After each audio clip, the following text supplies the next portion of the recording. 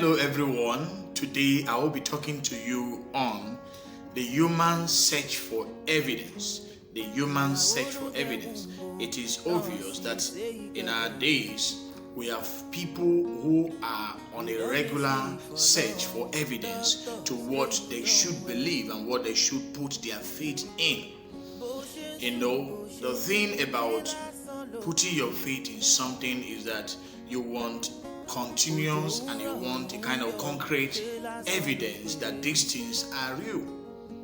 These things are real. So we learned in the book of Hebrews chapter 11 that faith is the substance of things hoped for and the evidence of things not seen. So it's like everyone is in search for an evidence before they can believe. No, faith should be belief before an evidence. Belief before an evidence. So it is in your belief that you begin to see the things you believe come to pass. But on the contrary, the world system and the human race are in search for evidence before they believe. That is placing the cart before the horse. Placing the cart before the horse. The horse was supposed to be the one pulling the cart. But what we have today in the hearts of men, what we have, because there is already a complete misplacement of priority, we have people who have placed the cart before the horse. So the cart seems to be the one pulling the horse, which is not possible. We are in search for evidence. We are in search for, evidence before we believe. It is actually completely amazing or surprising, unbelievable that people still doubt the existence of God. While people who still don't believe in the existence of God. Why?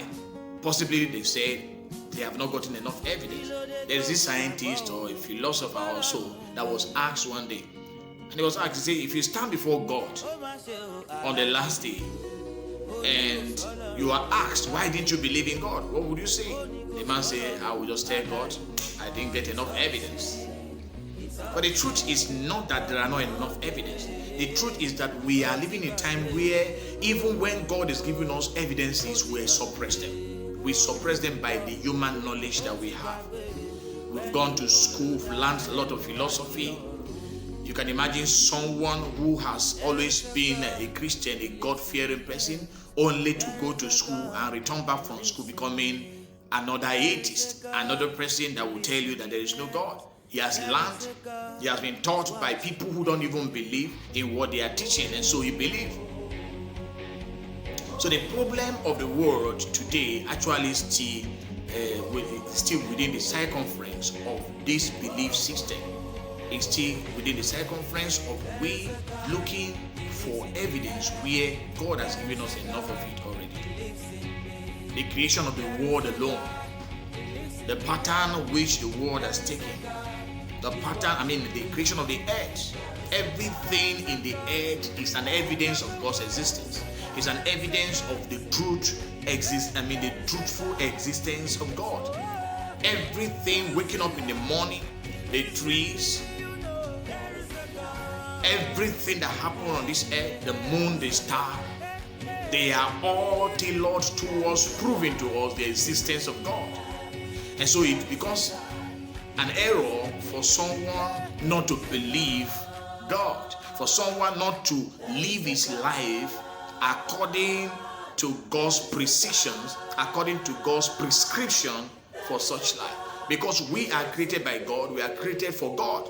We are created by God and for God. So everything we do must be tailored towards satisfying the desire of the same God that created us. Have you ever thought about the purpose you came into this world? A young lady once asked, say, if God created all things, then who created God? That is the problem of the world. We are too knowledgeable that we think that our knowledge can surpass that of God. We think our knowledge has brought us to a point where we can now question a lot of things that God has placed already. And then I answered, I said, if God created the whole world, and you're asking who created God, I will also ask you, who created the person that created God? And I can also ask you, who created the person that created the person that created God? And the question can continue and become infinite. So there are things you cannot ask. There are questions you cannot ask. There are evidences that you think that does not exist, but they are everywhere. The world alone, everything in this earth is a proof of God's existence. Everything on this earth is the proof that there is a supernatural hand that controls everything. And these are not natural. So it becomes an aberration if you are still thinking that there is no God. It becomes an aberration if you are still thinking that there are no enough evidence to believe in the existence of God. If you believe that there are supernatural spiritual power somewhere that causes problem, then you should believe that there is a God somewhere that solves problem. And if you want to be out of your problem, then you have to believe that there is a God that brings people out of their problem.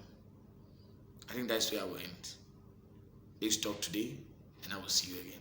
My name is OWOICHO-OCHE. I am your brother. God bless you. See you again.